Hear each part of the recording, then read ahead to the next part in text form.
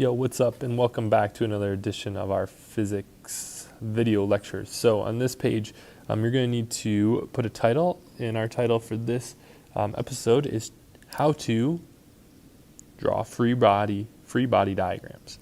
So in the top, you need to, in this space, you're going to write kind of what a free body diagram is. In this little middle section, you're going to put the rules, and at the bottom, then I'll give you a task of something that you need to complete based on the experiment we did in class. Let's get started. So a free body diagram, if we think about a free body and a diagram shows information, and basically we're going to look at just one body or one object within a system, and we're going to draw a diagram of that one object, and so we call that a free body diagram. It's used to show the forces, the push and the pulls that are affecting an object. So when we draw a free body diagram, there's a few rules that we need to follow, and we'll use this flying hot air balloon as our example. So we'll say that this hot air balloon is going in the upward direction, and we'll put a person in there. So we'll say that this person, they have some weight, so they are also causing there to be a downward force, because not only is there weight of the balloon, but there's also the weight of the person that are pushing down, but the balloon is overall, it's going up in the upward direction. So let's draw a free body diagram to simplify this, because it's really hard to draw a picture of a hot air balloon time and time again, especially as we draw pictures or we try to represent different things in the world that might be too difficult to draw. We can really simplify them. So rule number one, the object represented is drawn with a box. So instead of drawing this complex hot air balloon, let's just simply draw a square that we're going to call a box. Now whenever you draw this box, let's put a circle in the middle so that it can help us with our further rules here.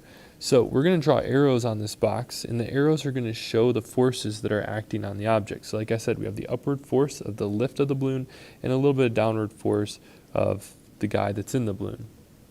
So we need to draw our arrows to show the forces, but they always start from the center. So we've got our center mark already in our box. Now this is what it looks like when it's all set up, just a box with a dot in it, but then we're going to add arrows.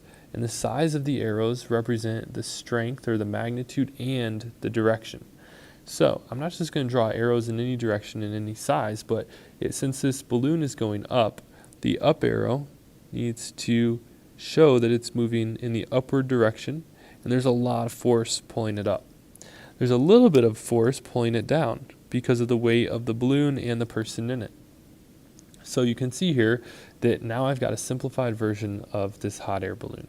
I've got the upward force and a little bit of downward force to represent a hot air balloon. Now if we look at a nickel that's on the table and we have a rubber band next to it, we need to draw a free body diagram for each of these. So again, we need to start by representing the system with a box. We'll do that for each of those. So you can see we've already simplified our system, and our system would be the coin and the rubber band. Now our free body diagram is only going to be of the coin. So let's draw the coin after it gets released from this situation. So it's going to have a little bit of a forward force as it slides across the table. But the table will provide a little bit of friction, so we need to add that as well. Alright, so here if we pull the rubber band back even further, then this nickel is going to be sliding across the table, and it's going to be going further than it did in diagram A. So in diagram B, we need to show there's more of a forward force, but we still have the same amount of friction because it's the same table, same coin. In diagram C, you can see we've pulled this rubber band back even further, and so the forward direction is going to be huge compared to the friction that will still be present.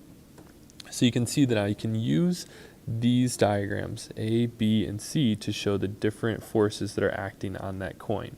And again, our arrows show the direction of the force, and they also show the magnitude or the strength of the force. Now, this is not showing the motion of the object.